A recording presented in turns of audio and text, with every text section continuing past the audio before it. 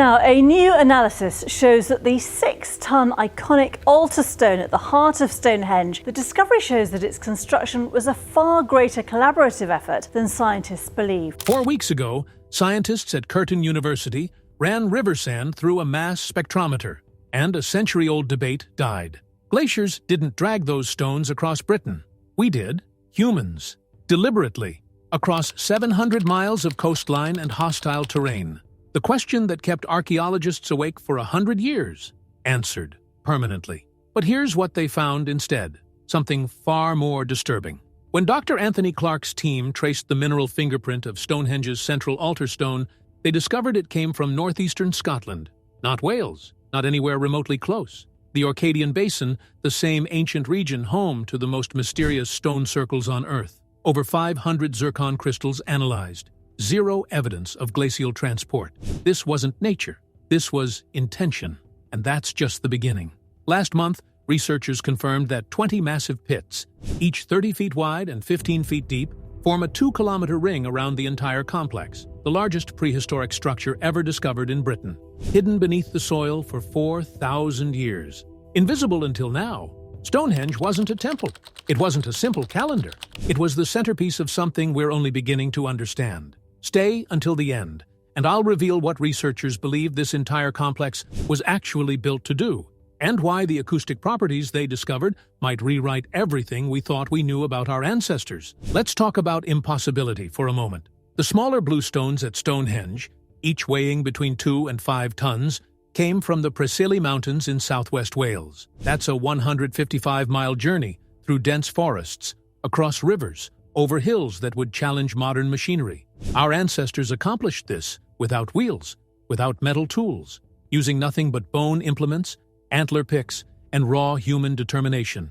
Impressive, absolutely. But that journey looks like a casual stroll compared to what researchers discovered in 2024. Dr. Anthony Clark's team at Curtin University used high-precision mass spectrometry to analyze microscopic minerals trapped inside fragments of the altar stone, the massive slab that forms the very heart of Stonehenge. What they found defied every assumption. The minerals were ancient, some dated between 1 and 2 billion years old, others around 450 million years. This unusual combination of ages created a chemical signature that matched only one geological region anywhere on Earth, the Orcadian Basin in northeastern Scotland, 700 miles from Stonehenge. Dr. Robert Ixer from University College London called the results genuinely shocking. Professor Chris Kirkland explained the implications. Moving a 6-ton block across Britain by land would have been nearly impossible with Neolithic technology. The only plausible explanation? Marine transport. Our ancestors sailed these massive stones down hundreds of kilometers of rugged Scottish and English coastline. They navigated tides, currents, and weather patterns with skills we never imagined Stone Age people possessed. But here's what haunts researchers. The stones weren't chosen randomly. They weren't selected for convenience or appearance. Each stone came from a specific region with unique physical, acoustic, and mineral properties. The blue stones from Wales, the massive sarsens from Marlborough, just 20 miles away, the altar stone from the farthest reaches of Scotland. They were gathering components, specific components, for something that required exact specifications. Which brings us to the discovery that changed everything about how we understand this monument. Quick question for the comments before we continue. If you were building a sacred site 5,000 years ago, what would you prioritize? Impressive size? Alignment with celestial bodies? Visual impact for pilgrims approaching from miles away? What about sound? In 2020, acoustic engineer Trevor Cox and his team at the University of Salford conducted the most detailed acoustic study of Stonehenge ever attempted. They built a precise 1:12 scale model using 3D printed stones, arranged exactly like the original configuration. They placed this model inside a specially designed acoustic chamber and recorded what happened when sound entered the space. The results were extraordinary. Inside the completed stone circle, the interior produced a reverberation time of just over half a second. Voices became fuller and more powerful. Music and rhythmic instruments generated vibrations that seemed to envelop anyone standing within. But step outside the circle, the effect vanished immediately. Complete acoustic separation. Even more remarkable, despite the massive stone surfaces, there were no echoes. None. The inner stones disrupted reflections from the outer ring, creating a perfectly controlled sonic environment. This wasn't accidental. This pointed to deliberate engineering by people who understood acoustics in ways we're only beginning to appreciate. Researcher Rupert Till expanded this work by studying the Welsh bluestones themselves. Some of these stones ring with clear metallic tones when struck. The region they come from is called Menclochog, Welsh for ringing stones. The local people knew these rocks were special thousands of years before anyone built Stonehenge. Coincidence? Or selection criteria we never considered? Drop your theory in the comments. Here's where this story takes a genuinely dark turn.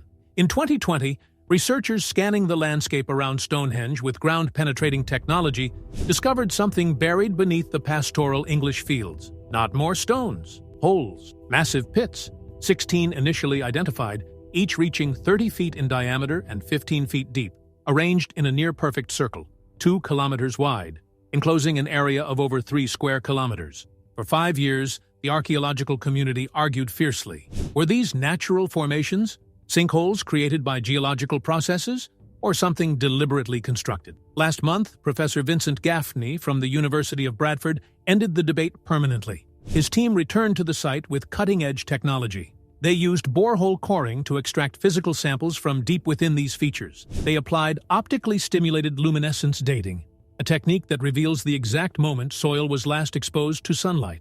They ran sediment analysis, geochemistry studies, and even examined environmental DNA preserved in the fill material. The verdict came back unambiguous. Human hands created these pits, deliberately dug approximately 4,000 years ago. Over 20 confirmed features forming what may be the largest prehistoric structure in all of Britain.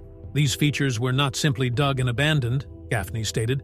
They were part of a structured, monumental landscape that speaks to the complexity and sophistication of Neolithic society. But the implications sent chills through the research community. The pits form a boundary. Inside the ring sits Durrington Walls, a massive settlement where thousands of people actually lived, feasted, and celebrated during the construction of Stonehenge. Evidence of enormous gatherings, animal bones from great communal meals, the remnants of everyday life. Outside the ring, Stonehenge itself, the stone circle, the place of ceremony, the realm of the dead. Researchers now believe these pits marked a cosmological boundary, a separation between the living world and something else entirely, the everyday and the sacred, the earthly and the divine.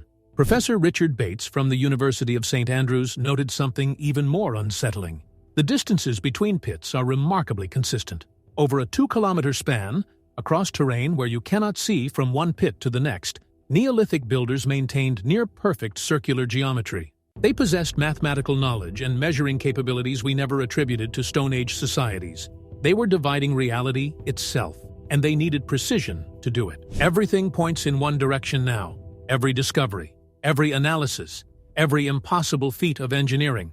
Stonehenge aligns with the solstices, the longest and shortest days of the year. Everyone knows that, but the alignments go deeper. The number of stones corresponds loosely with lunar cycles. The recent major lunar standstill in 2024 revealed configurations researchers are still analyzing. This wasn't just a calendar, it was a precision instrument.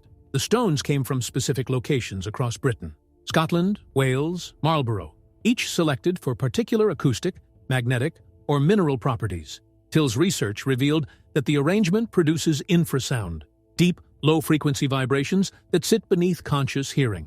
You don't hear infrasound, you feel it, in your chest, in your gut. It triggers primal emotional responses, awe, unease, fear, even hallucinations at certain frequencies. The boundary pits separated the sacred precinct from the living world. The acoustic design created controlled sensory experiences that would have felt supernatural to anyone standing inside.